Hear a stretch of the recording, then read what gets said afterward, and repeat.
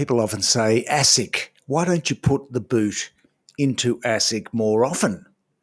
And I often say, we're sick of putting the boot into ASIC. We've been doing it for 20 years.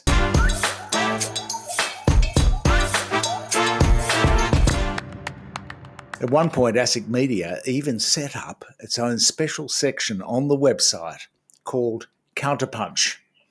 And Counterpunch, ASIC responds to wayward journalists. That was it. No doubt you can find it on Wayback Machine somewhere, the wayward journalists.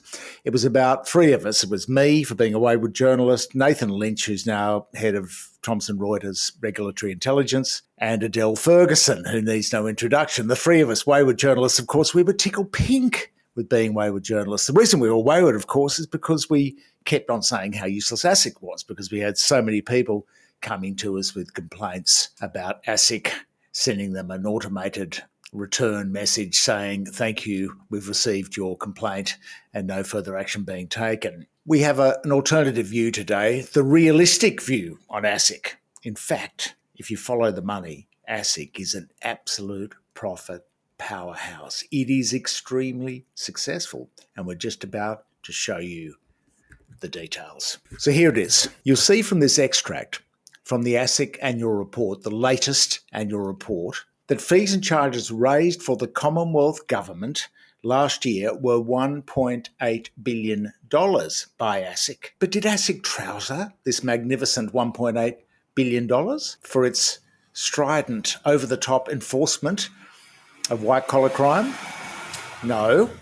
The government gave ASIC back $426 million. That was their budget for all their myriad staff and everything like that, and for, of course, doing legal actions for suing people, which is where the real out-of-the-box legal expenses are. So there you have it. $1.8 billion made for the Commonwealth Government, and the Commonwealth Government gives them back $426 million to play with. So Jim Chalmers comes away clean, looking like a fiscally responsible manager with $1.4 billion of free ASIC money. And where does he get that from? Because ASIC has the highest company registration fees and search fees, if you want to search a company, which we have to do, for instance, as journalists, then you will get charged a lot of money for public information, for information which is public. You still have to pay a lot of money for it. So that's how ASIC makes its money.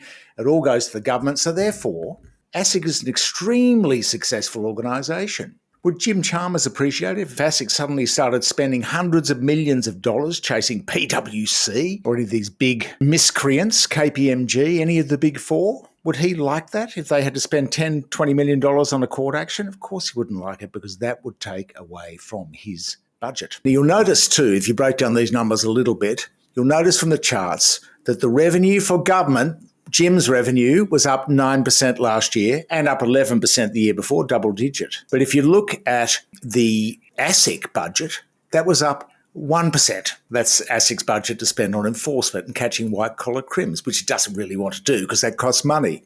So there you have it. Jim Chalmers, that's 9% for us and 1% for you. How good is that? Little pat on the head for ASIC. Keep up the good work. Don't spend too much money. Don't get us into trouble now. Really, the guts of it with ASIC is, and we've got more ASIC complaints than anybody over the years, which is an inbox chock-a-block full of ASIC complaints.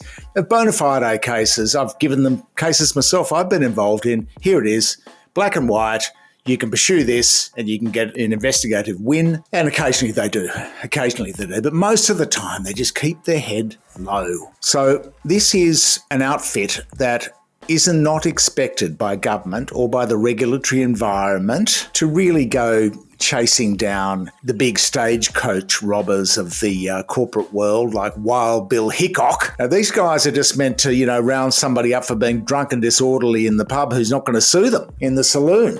They're not there to do grand, of course, unless there's a political motivation. And that's why the other day, of course, they didn't go near PwC. They haven't gone near myriad audit and related corporate crimes, but they did raid, as came up in the Senate testimony the other day, they raided a whistleblower. 5 AFP police descended at 6 o'clock in the morning, frisked this bloke while he was in bed in front of his wife, gagged him. That's the sort of treatment that you get if you're a whistleblower. It would be great to see somebody from PwC get frisked or gagged, but of course, no, because the double standard prevails. That is actually not really a secret. Sure, they occasionally come out with things like, we're going to have a massive crackdown or clampdown. We're really going to, pin the ears back and you watch out, you criminals out there. But of course, it's all just rhetoric. It's all just words. They actually give the game away right next door in the fee section into what they actually do in their financial accounts. And we quote, ASIC performs a crucial role in maintaining Australia's position as having one of the most stable and successful financial systems in the world. The critical word here is maintaining. They are there to maintain the status quo. They're not there to rampage about doing their job, busting corporate criminals, upsetting the apple cart, costing the government money. They wouldn't have the nerve to go anywhere near the Big Four in any case. They wouldn't have the guts to do it even if they wanted to. They did go after the banks when Malcolm Turnbull instructed them that, during his prime ministership, that he needed a few wins from the regulator against the big end of town, and they did. They got some enforceable undertakings from the banks. A little, let's sign this document which says, you did no wrong, we did no wrong, we're going to pay you $100 million anyway, and nicey nice, we'll go our own way. That's an enforceable undertaking. So they got a bit of money in the door too there for the government. But you get the picture. It's about maintaining. This persecute the poor, pay homage to the rich approach to regulation was perfectly enshrined last week too. When the evidence of that raid on the whistleblower came out, and there was a little mob called the Company's Auditors Disciplinary Board, which I'd never heard about, whose job it is to regulate auditors. Well, we had a look through them. Was there any regulation of PwC, Deloitte, Ernst & Young or KPMG?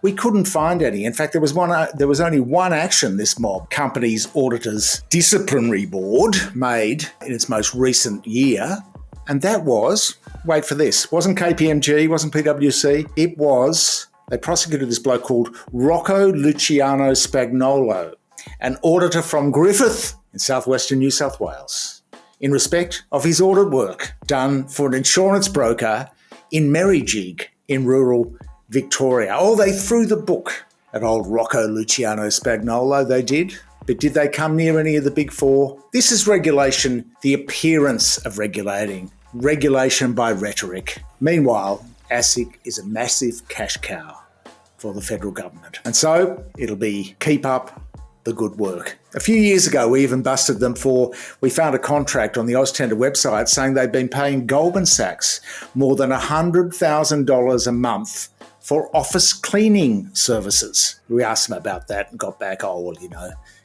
there was some reason, I can't remember, but $100,000 a month to Goldman Sachs. And then funnily enough, a Goldman Sachs executive then became chairman of ASIC a little bit later. We also caught the ASIC guys, despite these myriad complaints, paying themselves bonuses. They figured out a way of estimating their worth, and they've been paying themselves bonuses at ASIC, the executives, for years. There you go. Maybe if it's based on money returned to the federal government, they deserve bonuses big time. But if it's based on justice and the prosecution of white-collar crime, they should be paying bonuses back to us. Like or share in the comments section below. Thank you so much for your support.